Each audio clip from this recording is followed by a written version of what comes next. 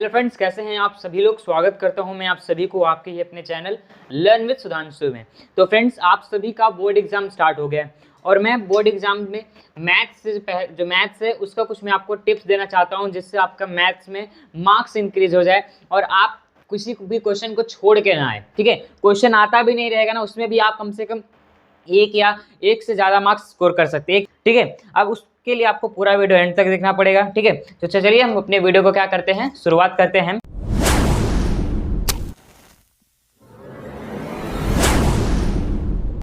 तो फ्रेंड्स, शुरुआत में पहले मैं आपको बताना चाहता हूं कि एग्जाम में कुछ जो भी हमारा एमसीक्यू आता क्वेश्चन, ठीक है, एमसीक्यू क्वेश्चन होते हैं जो मैच द हमें ऑप्शन में से चूज करके लिखने होते हैं। ठीक है, करेक्ट द अल्टरनेटिव्स। ठीक है, तो उसमें क्या करना है, आपको उसका आंसर नहीं लिखना है, पूरा क्वेश्चन आपको नहीं लिखना है। क्वेश्चन नंबर 1 आपको लिखना है, क्वेश्चन नंबर 1। और जो क्वेश्चन का अगर एक क्वेश्चन में 4 ऑप्शन है, ठीक है, ए बी सी और एक डी। ठीक है, अगर आपको लगता है कि आंसर बी है तो आपको डायरेक्ट ऑप्शन बी लिख देना है। ठीक है, फिर इसको कट बिट नहीं करना है, क्योंकि आपका जो फर्स्ट पेज है ना वो क्या है, पेपर प्रेजेंट। देखो, पेपर प्रेजेंट करने के लिए आपका फर्स्ट पेज ही काफी है।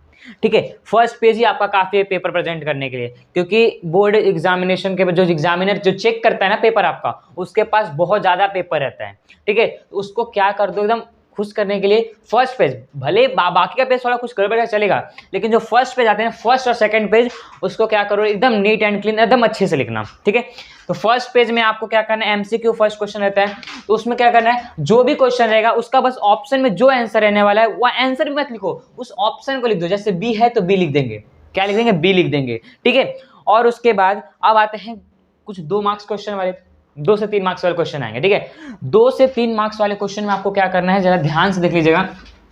2 से 3 मार्क्स वाले क्वेश्चन में आपको गिवन टू फाइंड, ये सब लिखना जरूरी है दोनों।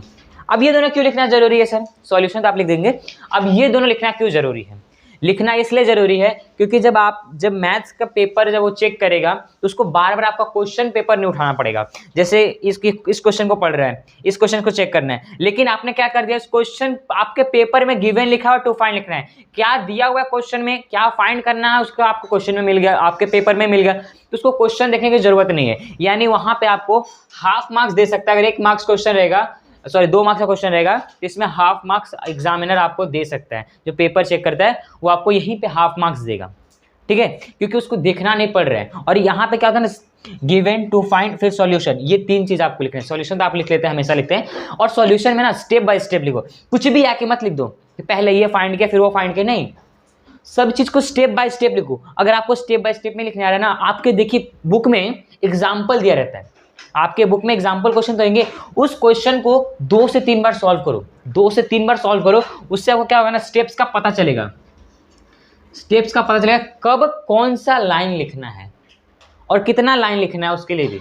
कि यहाँ पे जैसे अगर इसका प्रॉपर्टीज लिखना है कि नहीं लिखना है, वो सब आपको गिवन में पता चलता है। गिवन में अगर आप लोग ने अगर गिवन, ध्यान दीजिएगा, गिवन में क्या होता है, जो गिवन क्वेश्चन में पूरा दिया हुआ है, टू फाइंड में क्या होता है, जो हमें क्या फाइंड करना है, तो गिवन टू फाइंड आपने लिख दिया, उसका एग्जामिनर मार्क देता है, ये बोर्ड के हिसाब से देना रहता है। ठीक है, उसके बाद सॉल्यूशन में आप स्टेप्स लिखो। देखो, मैथ्स में कैलकुलेशन में हमारा हमेशा गलत होता है, कभी कभी गलत हो जाता है, कभी कभी नहीं गलत होता है। अब यहाँ पे ना कि बहुत लोगों का गलत होता है, बहुत लोगों का सही होता है। अब जिसके लिए गलत होता है उसको मैं बता दूं कि आप स्टेप से लिखेंगे ना तो आपको स्टेप्स का मार्क मिलता है। स्टेप का क्या मिलता है, मार्क्स मिलता है।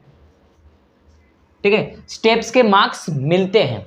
ऐसा नहीं कि स्टेप का अगर आपका आंसर रॉन्ग हो गया तो ये नहीं कि पूरा क्वेश्चन रॉन्ग कर देंगे, पूरा उसका 0 मार्क्स देंगे, नहीं। अगर क्वेश्चन 2 मार्क्स का है, आपने गिवन टू फाइंड लिखा है, उसमें आपने पूरे स्टेप्स को फॉलो किया है, 1.5 मार्क्स तो आपको दे देंगे, हाफ मार्क्स आंसर का काट लेंगे। ठीक है, और एक बात आप सभी के लिए कि जो भी आंसर है आपका ना, जो भी आंसर है उसको थोड़ा ब्रैकेट में डाल देना, या तो अंडरलाइन कर देना, ब्रैकेट में डाल दो या तो अंडरलाइन करो, कुछ तो वहां पे एक्टिविटी दिखा दो, जिससे उस एग्जामिनर को ना ज्यादा आपका क्वेश्चन में डिटेल नहीं जाना पड़े, वो आपके यहीं पे देखे, आंसर को देख के समझ जाए कि हाँ यार ये आंसर है, यहाँ पे इतना आंसर आ गया इसका। ठीक है, तो आप लोग अपने मार्क्स को हाईलाइट कर देना। ठीक है, और गिवन टू फाइंड हर एक क्वेश्चन में लिखना। अब ये देखिए, अब अगर क्वेश्चन अगर आपको नहीं आता है फिर भी मार्क्स लेना है। ठीक है, अगर आपको क्वेश्चन नहीं आता है फिर भी मार्क्स लेना है, तो अकॉर्डिंग टू माय टीचर, जो मेरे टीचर्स बोलते हैं कि तुम क्या करो, गिवन टू फाइंड लिख दो, जो भी उस क्वेश्चन के बारे में आ रहा है ना, क्वेश्चन में क्या दिया हुआ है, क्या निकालना है हमें, वो लिख दो, और थोड़ा बहुत उसमें कौन सी प्रॉपर्टी यूज होने वाली है वो सब लिख दो। वहां पे क्या होगा, कुछ नहीं मिलने से अच्छा आपको मिल जाएगा वहां पे। अगर उस क्वेश्चन में, अगर मान लीजिए क्वेश्चन 3 मार्क्स का है और वहां पे आपको क्वेश्चन नहीं आ रहा, फर्स्ट क्वेश्चन, ठीक है, फर्स्ट क्वेश्चन नहीं आ रहा है, उसके टीचर दे दी आपको अंडा देने वाली है एग्जामिनर, तो अब क्या करो, वहां पे आप गिवन टू फाइंड लिख दो, ठीक है, और कुछ आते हैं उसके बारे में स्टेप्स, मतलब कुछ भी आते हैं उसका फॉर्मूला वो सब लिख देना। उससे क्या होगा, एग्जामिनर 2 मार्क्स 3 मार्क्स का क्वेश्चन है तो आपको 1 मार्क्स दे देगा, 1 है तो 1.5 मार्क्स देते हैं, ठीक है। अगर एग्जामिनर का मूड अच्छा हो तो 1 मार्क्स देगा, अगर खराब निकला है मूड उसका तो फिर हाफ मार्क्स देंगे, ठीक है। और उसके बाद आपको क्या करना है ना, आप सभी को पेपर ना 15 मिनट पहले खत्म करना है। क्यों करना है खत्म, क्योंकि आप सभी का अगर पेपर 15 मिनट पहले खत्म होता है तो आप करेक्शन के लिए कर सकते हैं, चेकिंग कर सकते हैं, ठीक है। अगर आप कुछ मिस्टेक हो गया तो उसमें आप चेकिंग कर सकते हैं, इसलिए पेपर ट्राई करना कि 15 मिनट पहले खत्म हो जाए, जिससे आप अपना पेपर चेक कर सके। और पेपर ज़्यादा घबरा कर नहीं लिखना है, क्योंकि अगर आप टेंशन में जाएंगे ना, अगर पेपर देने, देखिए बोर्ड है, फर्स्ट टाइम बोर्ड होता है तो सबको टेंशन होता है, ठीक है, तो बोर्ड में टेंशन होता है, ठीक है। तो उससे पहले क्या करो, टेंशन मतलब, पहले मैं बता रहा हूँ, मैथ्स का पेपर है, फॉर्मूले लर्न कर लो, जितने भी मेंसुरेशन का चैप्टर है ना सभी पढ़ लो, ट्रिग्नोमेट्री वो भी पढ़ लो। देखो जो इंपॉर्टेंट टॉपिक होता है ना, यूट्यूब पे देखो सब बता देंगे, ठीक है। तो यूट्यूब पे देखो कौन सा इंपॉर्टेंट टॉपिक मैथ्स में होने वाले हैं, उन सभी को एकदम अच्छे से पढ़ लो, उन सभी का फॉर्मूला अच्छे से पढ़ लो। और थियरम जो है ना, थियरम को प्रूफ करना भाई सीख लो, थियरम को प्रूफ करना ही बहुत इंपॉर्टेंट है, क्योंकि एग्जाम में पूछा जाता है। भाई मेरे एग्जाम में टीचर बोलती नहीं आएगा, लेकिन एग्जाम में टीचर दे देती है प्रूफ करने के लिए, इसलिए मैं बोल रहा हूँ थियरम जो प्रूफ करने वाले हैं सभी थियरम को 2 से 3 बार प्रूफ करके प्रैक्टिस करो, प्रूफ करके प्रैक्टिस करो, उसमें भी मार्क्स मिलते हैं।